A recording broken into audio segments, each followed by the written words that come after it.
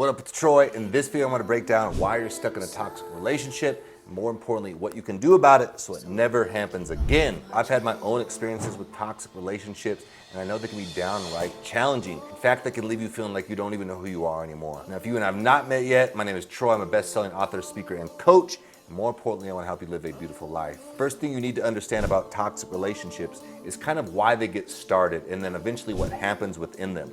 The reason it got started is because somewhere along the way, you weren't fully complete or fully happy with your life. There was a void, and you allowed someone else to fill that void. It's the telltale sign of being codependent. And I've been there myself. It's okay, but just understand this. What it looks like is maybe you're not fully happy in life. You're going through some challenges, you're not happy with your career, your life, your body, whatever it might be. And then you meet somebody, and all of a sudden it's like all that goes away. You get so excited, you feel like you're on top of the world. We all know that feeling. It's very, very empowering. The energy that you're kind of carrying when you weren't fully happy, it didn't actually go away. It just hid for a while. Now, a lot of that energy, let's call it like low vibration energy, has this low level resonance. It's heavy, it's thick, it's grimy, it's unhealed, it's in the shadows, it's your shadows.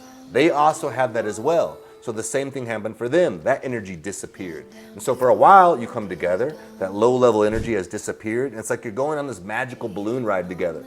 Yay, it feels so good, we're so happy, oh my God, I love you. Everything is amazing. But again, that energy didn't go away. And so then something happens. There's a moment in the relationship where someone gets triggered and they explode, they react versus respond in the relationship. Responding looks like, hey, I'm feeling a certain way. This reminds me of the past. I used to have a wound around this area. I think it's coming up again, and I just wanted to share that with you. Now, the reality is, these aren't things we learn. Nobody teaches you this kind of stuff. So most people are in, unfortunately, toxic relationships. I would go so far as to say you have never actually experienced a healthy relationship, because I believe most people haven't. My book, Scars, talks about this topic. It teaches you about trauma, your wounds, your pain, your grief, and how if you do not heal these things, they can collapse your life as they almost did mine. But if you go into these wounds, into these scars, these stories, they can actually become your superpower. So if you have not checked that out, make sure you do that. Reacting looks like someone gets triggered. There's a wound, there's a sensitivity. Maybe you feel like deep down you're not lovable. You're afraid of being abandoned. You're afraid that you're too much in a relationship. Whatever it might be, something gets triggered. It's deep in the subconscious. And then all of a sudden there's an explosion. And now when you're in this relationship, you each come into the relationship with boundaries. It's like, this is how I should be talked to. This is what I expect from you. No one should call me these kinds of names. Or you can't say these kind of words and threaten the relationship, whatever it might be. There's these boundaries. But then one of you, maybe it's you, maybe it's them, maybe it's both of you, explode, you react, and those boundaries get stretched because maybe there is some name calling. Maybe someone does threaten part of the relationship. Maybe someone points at one of your weaknesses from the past or whatever it might be, and it kind of damages you. It stretches your boundaries just slightly. It's that low vibration coming out because, again, it's not healed, it's only hiding. Again, all the more reason to check out my book, Scars, so you can actually work through those wounds and heal them and not just hide them. But then a little bit of time goes by, you guys get back together, I love you, I miss you, and it's like, oh my gosh, there they are, there's the person, there's that energy I felt. You're back on your magic balloon ride together. That low vibration energy hides and you keep going. But as you already know, something else comes up, another moment, another trigger. Somebody reacts again versus responds. But this time it's a little bit worse. So your boundaries that were once here got stretched a little bit. And this time they get stretched a little bit more. And of course, the cycle repeats.